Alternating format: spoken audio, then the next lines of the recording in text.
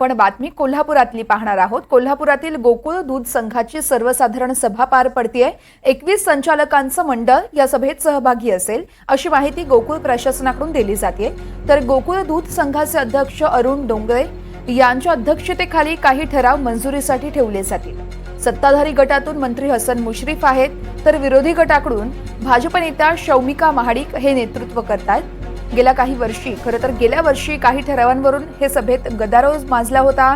यंदाच्या वर्षी महाविद्यालय हा मुद्दा गाजणार असल्याचं पाहायला मिळतंय। तर जाणून घेणार आहोत याचाच आढावा आमच्या प्रतिनिधी विशाल पुजारी यांच्याकडून। आर्थिक स्रोत असलेल्या गोकुळ दूध संघाची आज सर्वसाधारण सभा पार पडते आणि माझ्या पाठीमागची सगळी दृश्य आपण पाहतोय। सभासद जे आहेत ते सध्या हळूहळू या सभेसाठी हजेरी लावू लागलेले आहेत।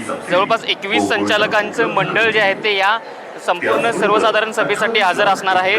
पालकमंत्री हसन मुश्रीफ सुद्धा या ठिकाणी सत्ताधारी गटातून नेतृत्व करणार आहेत। त्याचबरोबर विरोधी गटातून शौमिका महाडिक, भाजप नेत्या शौमिका महाडिक या संपूर्ण सभेचं जे या नेतृत्व करणार आहेत। या सभेमध्ये गेल्या वर्षी गदारोळ देखील माजलेला होता। अनेक ठराव जे आहेत त्या ठरावांच्या मंजुरीसाठी जी या सभासदांमधून अनुमती घेतली जाते आणि यातूनच गेल्या वर्षी या संपूर्ण सभेमध्ये गदारोळ देखील माजलेला होता। यावर्षी सुद्धा महाविद्यालय मंजुरीसाठी या सभेमध्ये काही महत्त्वपूर्ण चर्चा होऊ शकते। अनेक विरोधकांचा या महाविद्यालयाला मंजुरीसाठी विरोध देखील आहे। माझ्यासोबत काही सभासद देखील आहेत बोलण्यासाठी।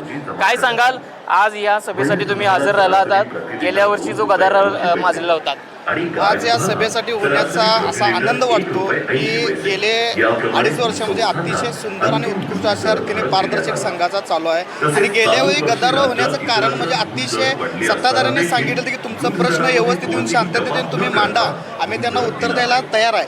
पण तिकडून येताना विरोधकांनी गदारोळ करतच आले, त्यामुळे गदारोळ होऊन सभेला वेगळं वळण लागलं।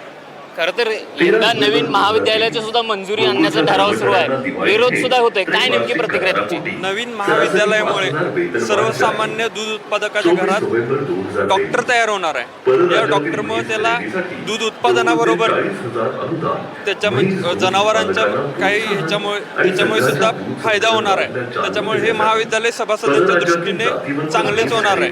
खरं तर विरोधकांचं म्हणणं आहे की हा जो अनावश्यक खर्च आहे तो गोकुळ दूध संघावर लादला जातोय, त्याच्यातून काही फी घेणार आहेत किंवा बाकीचं काय असेल, त्याच्यामुळे गोकुळ संघावर कोणतं याच्यामुळे सभासदांच्या ह्याच्यातूनच तो हे होणार आहे। त्याच्यामुळे महाविद्यालय चांगलं चाललं तर सभासदांनाच त्याचा डायरेक्ट फायदा होणार।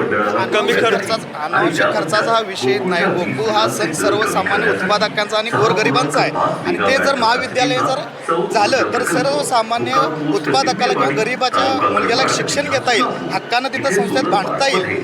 आता बाकीच्या काही गोष्टी असतील त्या फॅसिलिटी मिळतील, म्हणून हे होणं अतिशय सर्वसामान्य उत्पादकांसाठी अतिशय हिताचं आहे आणि चांगलं आहे। नक्कीच या संपूर्ण सभेमध्ये सध्या महाविद्यालयाचा हा महाविद्यालय मंजुरी हा विषय जो आहे तो सगळ्यात चर्चेत असणार आहे। सभासदांमधून सुद्धा प्रतिक्रिया येते की महाविद्यालय जे आहे ते झालं तर काही शेतकऱ्यांसाठी याचा फायदा देखील होईल। मात्र या सभेमध्ये नेमकी काय सध्या परिस्थिती असेल हे सुद्धा सध्या पाहावं लागणार आहे। थोड्याच वेळात या सभेला सुरुवात देखील होणार आहे। विशाल पुजारी, NDTV मराठी, कोल्हापूर।